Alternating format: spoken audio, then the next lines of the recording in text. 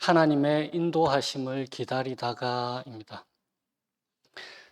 우리는 살다 보면은 하나님의 인도하심이 멈춘 것 같을 때가 있잖아요. 또는 길을 잘 알려주시면 좋겠는데 어떻게 해야 될지 모를 때가 자주 있지 않습니까?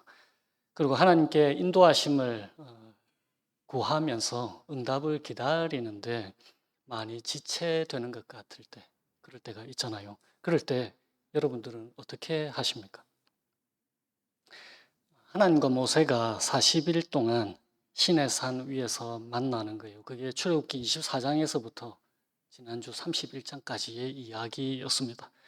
그렇게 하고 있는 동안, 40일 동안 하나님과 모세가 그렇게 하고 있는 동안 지금 산 아래에서 어떤 일이 벌어지고 있었는지가 오늘 본문에 기록이 되어 있는 거예요.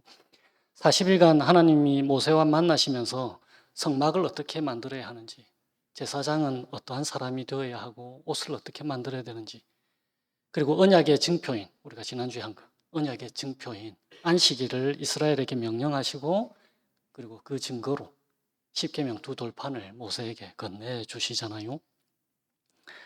그런데 1절에 백성들이 기다리다가 어떻게 합니까? 1절에 백성이 모세가 더디 내려오는 것을 보고 모여서 아론에게 말하는 거예요. 우리를 위하여 우리를 인도할 신을 만들어라. 이 모세 곧 우리를 애굽 땅에서 인도하여 낸 사람은 어찌 되었는지 알지 못함이니라. 그게 1절에 기록되어 있습니다. 그래서 아론이 그들에게서 금고리를 모아서 금송아지를 만듭니다. 그리고는 아론이 4절에 이렇게 얘기해요. 이스라엘아, 이는 너희를 애굽 땅에서 인도하여 낸 너희의 신이로다. 그리고 5절에 아론이 그 금송아지 상 앞에 제단을 쌓습니다. 그리고는 내일은 여호와의 절일이니라, 경축하자, 이런 뜻입니다. 그래서 그 다음 날 6절에 보면 이스라엘 백성들이 번제와 화목제를 드리고 백성들이 앉아서 먹고 마시면서 일어나서 뛰놀더라라고 그렇게 기록이 되어 있습니다. 먹고 마시며 일어나서 뛰놀더라. 금방 영어 버전을 읽었을 때 fellowship offering, 그러니까 축제를 벌이고 있는 거예요. 언제 축제를 벌였었습니까? 24장에서 모세를 시내산으로 올라오라고 하시기 전에 서로 언약을 하고 이스라엘 백성들이 하나님 말씀하신 대로 다 듣겠습니다 라고 하고는 그때에 하나님 앞에서 먹고 마시며 즐거운 축제를 벌였잖아요. 그거 똑같은 방식으로 지금 이스라엘 백성들이 아론을 통해서 금송아지 만들어 놓고 마치 하나님 앞에서 언약 축제를 벌이듯이 그렇게 잔치상을 벌여놓고 즐겁게 춤추고 있는 거예요. 그래서 하나님께서 진노하십니다. 고작 40일 만에 이스라엘 백성들이 하나님과 약속한 대로 살기로 한 것을 어긴 거예요. 하나님과의 언약이 사실 깨어진 겁니다. 왜냐하면 언약이라고 하는 것은 상방이 그 언약에 신실해야 되잖아요. 그런데 한쪽이 지금 완전히 어겼단 말이에요. 그래서 당시 문화에 서로의 협정의 조항을 새긴 판들을 서로 나누어 가졌습니다. 그게 이제 십계명 두 돌판을 하나님께서 주신 이유예요. 협정의 조항을 새긴 그 판들을 깨뜨리는 게 무슨 뜻이냐면은 언약이 깨졌다 이런 뜻이에요. 그래서 19절에 모세가 산에서 내려와서 이스라엘 백성들을 보고는 크게 노해서 어떻게 했다고요? 손에서 그 판들을 산 아래로 던져서 깨뜨렸다. 그러니까 언약이 깨어졌다 이런 뜻입니다. 그리고는 26절에 모세가 사람들에게 외치는 거예요. 누구든지 여호와 편에 있는 자는 내한테 나오라 했더니 레위 자손들이 다 나오는 거예요. 그랬더니 모세가 각 사람이 그 형제를, 각 사람이 자기의 친구를, 각 사람이 자기의 이웃을 죽이라 라고 27절에 그 레위 사람들에게 명령하는 거예요. 그리고는 28절에 3,000명가량이 죽임을 당했습니다. 그리고 29절에 각 사람이 자기의 아들과 자기의 형제를 쳤으니 오늘 여호와께 헌신하게 되었느니라.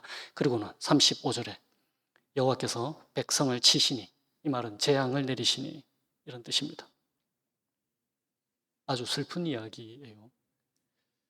이렇게 물으실지도 모르겠습니다. 그래도 너무하신 거 아니에요? 그렇게 사람을 죽이시다니요. 지금의 문화적 시각으로 3,500년 전의 문화를 해석하려고 해서는 안 되는 거예요. 가깝게 우리의 시대를 한번 생각해 보세요. 40년 전만 해도, 불과 40년 전만 해도, 그러니까 우리나라에서 1988년 서울 올림픽이 열리기 전만 해도 개고기 먹는 것 당연하게 생각했잖아요. 좋은 프로틴 소스라고 생각하면서. 그러니까 지금의 시각으로 40년 전도 그렇게 함부로 비난하면 안 되는 거예요. 당시의 문화가 그랬다니까요. 그런데 출애굽기는 3,500년 전에 쓰여졌단 말이에요.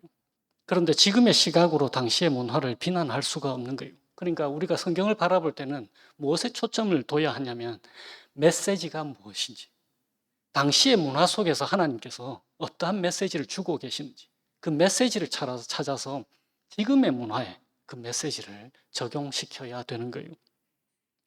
그러니까 올바른 질문은 이렇게 되어야 됩니다.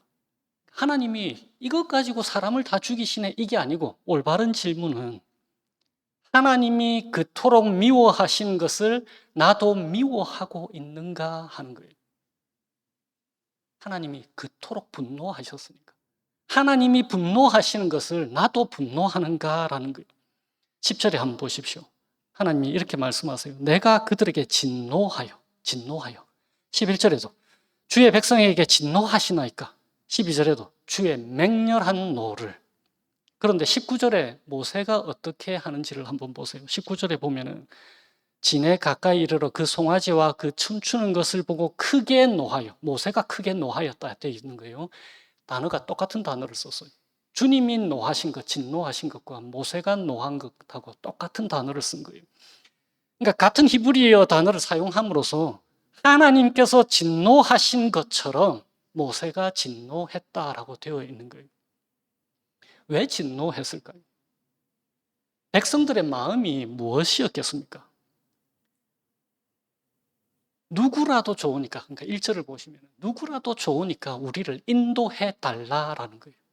우리가 원하는 때에 40일 기다리지 못하고 우리가 원하는 때에 우리가 원하는 방식으로 우리에게 위안을 주면서 우리 힘들게 하지 말고 우리를 인도할 신을 만들어 달라라고 하는 거예요. 그러니까 기다림에 지쳐서 다른 신들을 찾는 이스라엘 백성들입니다. 모세는 어떻게 되었는지 알지 못하는 거예요. 그들에게도 변명거리가 있습니다. 모세가 어떻게 됐는지 모르잖아요. 그래서 모세 대신 그들의 필요를 채워줄 아론에게 찾아간 겁니다. 누구라도 자신들의 마음을 불편함에서 달래줄 사람이 필요한 거예요. 누구라도 자신들의 불안한 마음을 달래줄 신들이 필요한 거예요. 하나님이 그들과 결혼한 사이였잖아요. 한 몸. 그 한 몸됨으로 이스라엘 백성들을 하나님께서 초대하셨잖아요.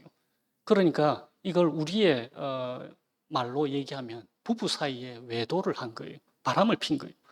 배우자가 아닌 다른 남자나 여자에게 마음이 빼앗긴 것이 바로 지금 이스라엘 백성들이 갖고 있는 마음입니다. 오늘 다인 형제가 영어로 읽어줘서 얼마나 다행인지 몰라요. 한글 성경에는 잘 나타나지 않는데 영어 성경들이 히브리어 원어 그 성경을 참 잘 번역했어요. 1절, 4절, 8절, 23절 그리고 31절 여기에 엘로힘이라고 적혀 있는 거 제가 창세기 할 때 말씀을 드렸는데 엘로힘은 복수형입니다. 그러니까 영어로 번역을 하면 gods, 신들이라는 뜻이에요. 그런데 그 엘로힘이 누구에게 사용이 됩니까? 우리 하나님, 유일하신 하나님. 엘로힘, 복수형으로 우리 하나님을 설명을 한단 말이에요. 그런데 왜 복수형이라고 했습니까? 하나님의 그 장엄하심, majesty, 하나님의 장엄하심을 표현하기 위해서 복수형으로 쓰는 거예요. 단수형이 아니고. 그런데 그 하나님이 비록 복수형으로 gods, 그런데 우리가 번역할 때는 god이라고 하잖아요. 그 이유가 무엇입니까? 히브리 성경은 영어도 마찬가지잖아요. 그에 해당하는 동사가 단수형이고 그들 하면은 동사도 복수형으로 써야 되는 거잖아요. 히브리어도 마찬가지예요. 하나님을 표현할 때 엘로힘, 복수형을 비록 쓰더라도 그 동사는 단수형을 쓴단 말이에요. 그래서 그분이 우리가 말하는 유일하신 하나님이다라는 것을 알려주는 거예요. 그런데 엘로힘이라고 복수형을 쓰고 동사를 복수형으로 쓰면 그것은 우리가 믿는 유일하신 하나님이 아니라 이방신들을 뜻하게 됩니다. 무슨 말인지 아시겠죠? 그런데 1절과 4절, 8절, 23절 그리고 31절 물론 31절에는 복수형 그 동사가 없는 구절이니까. 1절, 4절, 8절, 23절에 엘로힘, 가츠라는 단어를 쓰고 따라오는 동사가 다 복수형으로 기록되어 있습니다. 그러니까 이스라엘 백성들이 그들의 하나님이 아니라 다른 신들을 말하고 있는 거예요. 하나님이 그들을 애굽에서 이끌어내셨다는 것과 그리고 지금도 그들을 인도하고 계시다는 것을 부인하고 있는 거예요. 4절 후반절에 한번 보세요. 이는 너희를 애굽 땅에서 인도하여 낸 너희의 신이로다. 우리말에는 이는 너희를 애굽 땅에서 인도하여 낸 너희의 신이로다 되어 있는데 히브리어 원문이 의미하는 바는 아까 영어 성경을 읽었듯이 These are your gods라고 표현이 되어 있는 거예요. 이들이 너희의 신들이다. 이렇게 얘기하고 있는 것입니다. 애굽에서 하나님은 애굽 사람들이 섬겼던 신들을 모두 심판하셨잖아요. 지금 출애굽한 이스라엘 백성들이 아는 신들이 누구겠어요? 자기들이 400년 동안 종살이 했을 때 애굽에서 알던 신들 아니에요. 그런데 그 하나님의 심판을 눈으로 직접 보고 경험한 이스라엘 백성들이 그 이방 신들을 지금 섬기려고 하고 있는 거예요. 그러니까 하나님께서도 7절 하반절에 한번 보세요. 이렇게 말씀하십니다. 아마 가슴을 이렇게 치셨을 거예요. 내가 애굽 땅에서 인도하여 낸 내 백성이다라고 말씀 안 하시고 모세에게 네가 애굽 땅에서 인도하여 낸 네 백성이 부패하였다. 이렇게 말씀하시는 거예요. 이스라엘 백성들이 나의 백성이다라고 말씀 안 하시는 것입니다. 그들이 여호와 하나님을 거부한 것을 하나님께서 그렇게 말씀하고 계시는 거예요. 나 여호와가 그들을 구원한 것이 아니라는 것을 이스라엘이 그렇게 말하는 것 그대로 따라서 하나님께서 말씀하고 계시는 거예요. 하나님의 눈이 돌아가지 않을 것 같습니까? 뚜껑이 열리지 않을 것 같아요. 결혼한 부부 사이에 간음이나 외도를 목격하면 눈이 돌아가는 게 정상이잖아요. 그것이 정의입니다. 그리고 그것이 사랑인 거예요. 그것을 허락하는 것은 사랑이 아닌 거잖아요. 그거는 타락한 본성의 발로입니다. 그런 타락이 괜찮다는 사람은 정의롭지도 못하고 사랑도 없는 사람인 것입니다. 왜 하나님이 40일간이나 이스라엘 백성들에게 침묵하셨는지 그 이유를 사실 우리는 잘 알지 못해요. 하나님의 그 깊으신 속마음을 우리는 이해할 수 없기도 합니다. 그러나 그 40일간 하나님의 침묵 때문에 이스라엘 백성들이 어떤 존재인지는 분명하게 오늘 본문에서 드러나는 거예요. 어떤 존재입니까? 9절에 내가 이 백성을 보니 목이 뻣뻣한 백성이다. 같은 말로 그 다음 장 33장 5절에 보면 목이 곧은 백성이다. 한 번 더 말씀하세요. 본문에 다른 말로 또 표현된 게 있습니다. 7절에 네 백성이 부패하였다. 네 백성이 부패했다. corrupted 됐다라는 거예요. 그런데 여기서 부패하였다라고 하는 단어가 언제 사용됐는지 아십니까? 노아의 홍수 때. 하나님이 세상을 보시고 세상 사람들을 보시고 한탄하시면서 하신 말씀이 사람들이 부패했다. 창세기 6장에 이렇게 기록되어 있어요. 그때 온 땅이 하나님 앞에 부패하여 12절에도 6장 12절에 창세기 6장 12절에 하나님이 보신즉 땅이 부패하였으니 모든 혈육 있는 자의 행위가 부패함이었더라. 그리고는 창세기 6장 13절에 보면 이렇게 되어 있어요. 내가 그들을 땅과 함께 멸하리라. 부패하였다. 그 단어를 3번이나 쓰시고 창세기 6장에 노아의 홍수 때 말이에요. 그리고는 이어서 뭐라고 하시냐면 내가 그들을 멸하리라. 부패하였다라는 단어와 멸하였다라고 하는 그 단어의 히브리 원어가 같은 단어예요. 하나는 수동형이고 하나는 능동형. 그러니까 무슨 뜻이에요? 부패하였다라는 말은 더 이상 가망이 없어서 멸하기로 되어 있다라는 뜻이에요. 그 단어를 하나님께서 지금 이스라엘 백성들을 보고 말씀하시는 거예요. 이 백성이 부패하였다. 그래서 하나님께서 진노하셔서 그들을 멸하겠다라고 모세에게 말씀하시는 것입니다. 그러니까 그들의 부패는 이미 멸망당하는 것 외에는 다른 방도가 없을 만큼 썩었다 이런 뜻인 거예요. 그러니까 요즘 말로 얘기하면 재활용도 불가능한 쓰레기다라는 뜻인 거예요. 이스라엘 백성들이 그런 존재라는 것이 드러나는 순간인 거예요. 그런데 우리는 어떻습니까? 우리 역시 하나님께서 지체하시는 것 같으면 하나님 이외에 다른 곳에 눈을 돌리는 사람들입니다. 나의 목표를 이루기 위해서. 왜? 나의 목표의 성취가 가장 중요하니까. 누구보다? 하나님보다. 하나님이 아니어도 누구라도 내가 나의 목표를 성취하게 해주면 그를 하나님으로 섬기겠다라고 하는 것이 우리의 타락한 본성인 거예요. 오래전 제가 고등학생 때 저와 함께 교회를 따라 나온 친구가 있습니다. 그런데 교회를 다니다가 고등학교 3학년 때 교회를 다니기가 쉽지는 않을 거잖아요. 그런데 제 친구가 집안은 불교 집안이란 말이에요. 그래서 반대를 무릅쓰고 저와 함께 교회를 따라 다녔습니다. 그러다가 시험을 쳤는데 대입 시에 낙방을 한 거예요. 재수를 하게 되었습니다. 그러고는 재수한 그 해에 절에 다니다가, 그러니까 어머니를 따라서 절에 다니다가 합격을 한 거예요. 그래서 그의 결론이 무엇이냐면 하나님은 없고 부처는 능력이 있다, 이렇게 된 거예요. 바로 그러한 거예요. 중요한 것은 내가 무엇을 받았는가, 나의 목표가 이루어지느냐가 전혀 아닌 거예요. 중요한 것은 누가 주신 것인가, 누구의 도움으로 이루어진 목표인가 하는 거잖아요. 혹은 누가 주지 않은 것인가, 혹은 누가 목표를 이루지 못하게 하시는가입니다.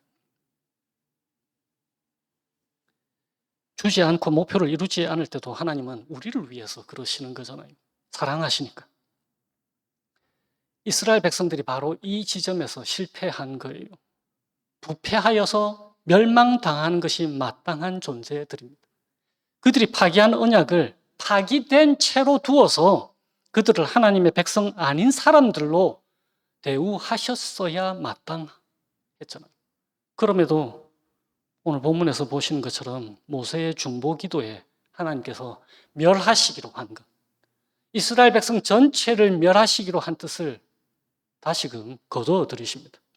그래서 그 중에 3,000명만을 멸하시는 거예요. 35절에 보면 한글 성경에는 불확실한 표현이지만 영어 성경에는 전염병으로 사람들을 전염병으로 치셨다라고 되어 있습니다. 그럼에도 하나님께서 그들에게 자비를 베푸시는 거예요. 그리고 34절에 뭐라고 되어 있습니까? 그들의 그런 모습에도 하나님께서 내 사자가 너희들 앞서서 갈 것이다 라고 말씀하시는 거예요. 가나안 땅까지 약속한 대로 인도해 주시겠다라는 것입니다. 비록 우리가 다음 장에 보시면 아시겠지만 하나님께서 함께 올라가지는 않겠다 하세요. 왜냐하면 목이 곧은 백성이어서 그들을 인도하여 함께 가다가 그들을 또 진멸시킬까 싶어서. 하나님은 침묵하고 계셨던 그때에도 이스라엘 백성들과의 약속을 단 한 번도 잊으신 적이 없으십니다. 그 40일 동안 하나님께서 시내산 위에서 뭐 하고 계셨습니까? 모세와 함께 이스라엘 백성들과의 언약을 돈독히 하고 계셨잖아요. 심지어 그런 그들 중에 함께 거하시면서 그들의 하나님이 되시기로 작정하셨잖아요. 그들처럼 우리 역시 재활용도 할 수 없는 쓰레기 같은 존재들이었습니다. 멸망당해야 마땅한 존재들인 거예요. 사실 우리는 하나님께서 내 소원대로 행하시기를 기대할 수 없는 사람들입니다. 왜냐하면 우리의 소원이라고 하는 것 한번 들여다보세요. 자주 타락한 본성에서 비롯된 것들이 많잖아요. 내 소원은 자주 하나님과 상관없는 것들이 많잖아요. 또한 우리는 하나님께서 내가 원하는 그 시간에 행하시기를 기대할 수가 없습니다. 또한 우리는 하나님께서 내가 원하는 방식으로 일해 주시기를 기대할 수가 없는 것입니다. 그래서 우리는 이거는 이렇게 저거는 저렇게 해주세요라고 기도하지 않게 되잖아요. 이거는 언제까지 저거는 언제까지 하셔야 합니다라고 기도하지 않게 되는 거잖아요. 우리 편에서 급한 것이 하나님께서 보시기에는 급해서는 안 되는 것들이 있고, 우리 편에서 중요한 것들이 하나님 보시기에는 우리에게 너무나 하찮은 것이어야 하는 것들이 얼마나 많이 있겠습니까? 그럼에도 하나님의 인도하심을 좀 더 명확하게 보고 싶으신 거잖아요. 그죠? 어떤 면에서 오늘 본문은 우리가 이렇게 고백하도록 하십니다. 40일간 그들의 기다림, 그 자체가 하나님이 인도하시는 방식이다라는 것 말이에요. 하나님의 백성이 기다리시게 하시는 것이 하나님이 그분의 자녀들을 인도하시는 방식일 수 있다라는 거예요. 그것이 하나님이 하시는 일이십니다.